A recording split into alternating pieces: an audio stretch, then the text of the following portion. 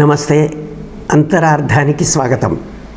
ఈ వీడియో యువత కోసం, ప్రత్యేకించి 18-19 సంవత్సరాల వయసులో ఉన్న యువకుల కోసం. దీన్ని దయచేసి చివరి దాకా చూడండి.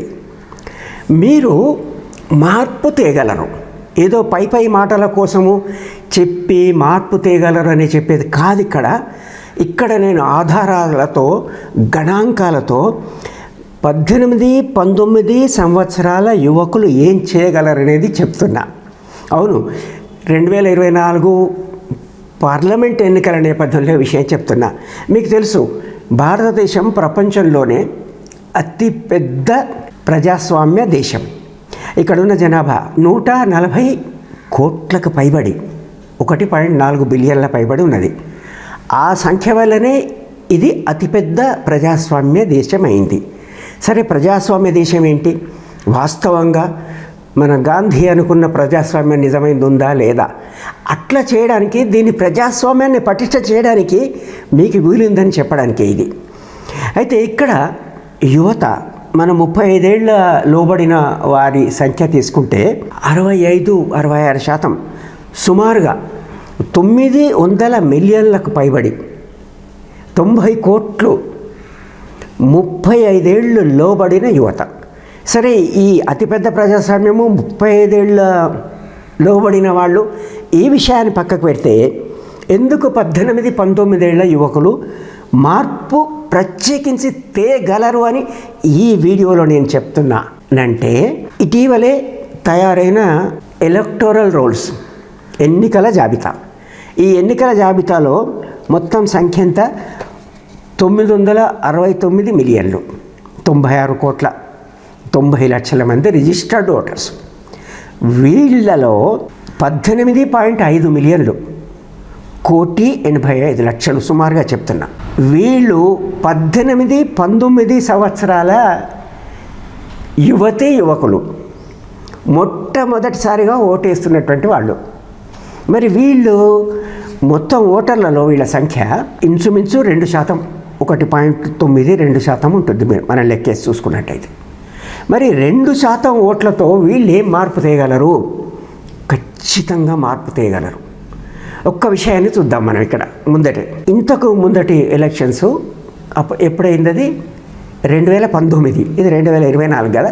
2019 ఎన్నికలలో రిజిస్టర్డ్ ఓటర్ల సంఖ్య 912 మిలియన్లు.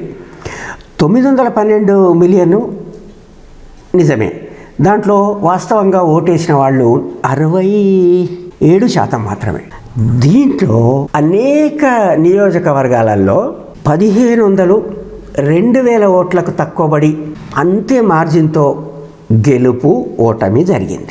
మీకు తెలుసు, బీజేపీకి భారీగానే మెజారిటీ వచ్చింది, 303 సీట్లు 2019లో. అయితే ఓట్ల శాతం ఎంత? 37.4%. అంతకుముందు 2014లో జరిగిన ఎన్నికలు, అప్పట్లో 31.4%, 282 పార్లమెంటరీ సీట్లు.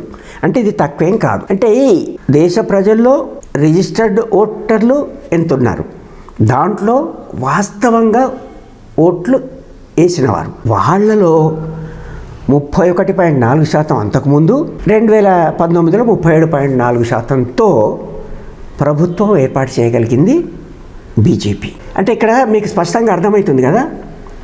2% మీదైతే 1,500 ఓట్లు, 2% మీది లక్షలో ఎంత అవుతుంది? 10 లక్షల్లో ఎంత? 15 లక్షల్లో ఎంత?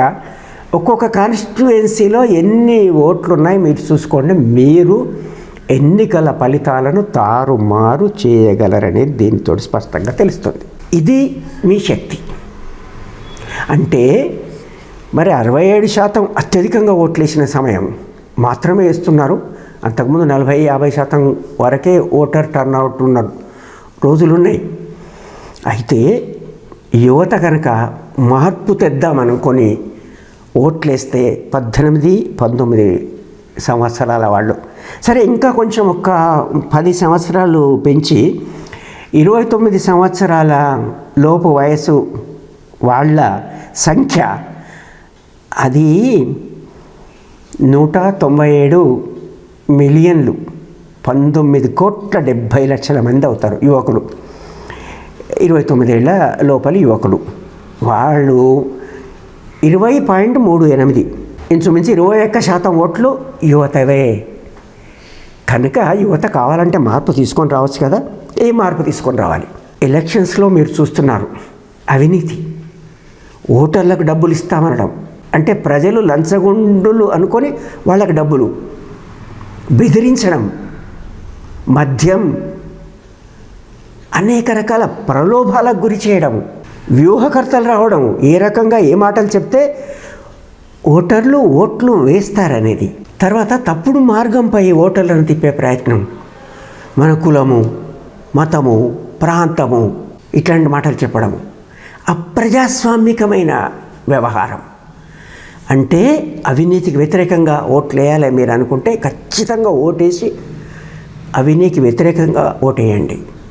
సెక్యులరిజాన్ని సమర్థించే విధంగా ఓట్లేయండి.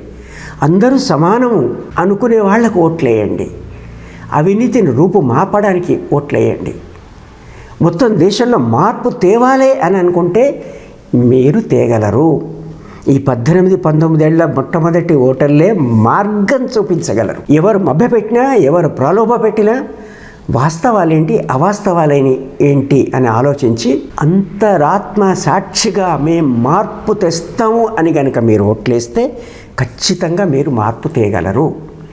ఇది ఆలోచించాల్సిన విషయం. ఈ అవకాశం మళ్ళీ మళ్ళీ రాదు. ఇప్పుడు మీ చేతిలో ఉన్నటువంటి శక్తి ఇది, మీ సామర్థ్యం ఇది. దీన్ని ఉపయోగించుకుంటే బాగుంటుంది. ఈ గణాంకాలు చూసినాక ఈ ఆలోచన కలిగి నా ఆలోచనలు మీతో పంచుకుందామని మొట్టమొదటిసారిగా ఓట్లేసే మీరు, మీకంటే కొంచెం పెద్ద వయసులో ఉన్నవాళ్ళు, యువత.